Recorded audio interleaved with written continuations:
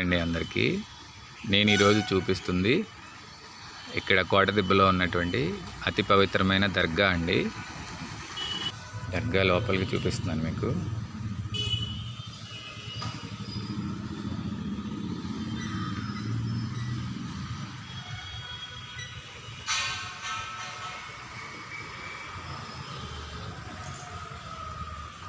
మనం దర్గా లోపలి భాగంలోకి వచ్చామండి. ఇది చాలా పవిత్రమైనటువంటి దర్గా. ఇక్కడ కులమతాలకి అతీతంగా అందరూ వచ్చి దర్శించుకుని వెళ్తారండి. చాలా పవిత్రమైన ప్లేస్ ఇది.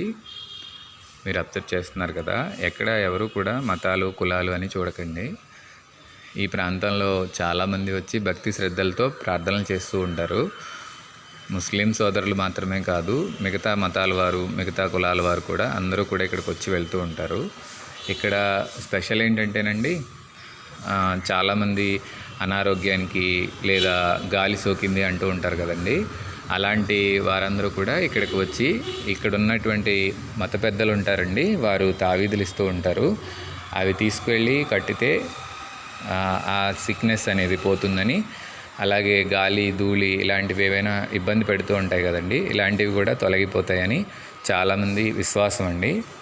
అందరి మత విశ్వాసాలకి ఎవరికి కూడా భంగం కలిగించేలా ఉండదండి. అందరూ వస్తూ ఉంటారు, పెద్ద చిన్న తారతమ్యం లేకుండా కులమతాలకు అతీతంగా ఈ దర్గాకు వచ్చి ప్రార్థనలు చేస్తూ ఉంటారండి. ఇది చాలా పవిత్రమైన ప్లేసు. నేను కూడా ఇక్కడికి చాలాసార్లు వచ్చి వెళ్ళానండి.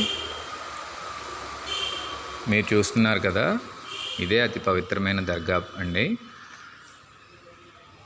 ఇక్కడ ముస్లిం సోదరులు మాత్రమే కాదు, అందరూ కూడా ప్రార్థనలు నిర్వహిస్తూ ఉంటారు. అలాగే రంజాన్, మిగతా ముస్లిం పండుగల సమయాల్లో కూడా ఇక్కడ ప్రత్యేకమైనటువంటి ప్రార్థనలు నిర్వహిస్తారండి. ముస్లిం సోదరులు కాకుండా మనం కూడా, మనము మిగతా మతాల వారు కూడా ఇక్కడికి నిరభ్యంతరంగా రావచ్చండి. వచ్చిన తర్వాత ఈ ప్రాంతంలో మీకు ఏదైనా ప్రాబ్లం ఉంటే ఇక్కడ ప్రార్థన చేసుకుని వెళ్తే ఆ ప్రాబ్లమ్స్ కూడా సాల్వ్ అవుతాయని చాలామంది విశ్వసిస్తూ ఉంటారండి.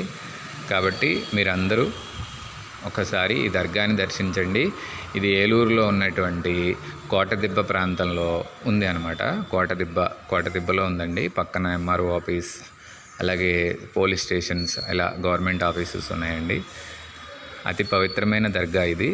మీరు అందరూ చూస్తున్నారు కదా, చాలా పీస్ఫుల్గా, చాలా ప్రశాంతంగా ఉందండి ఇక్కడ.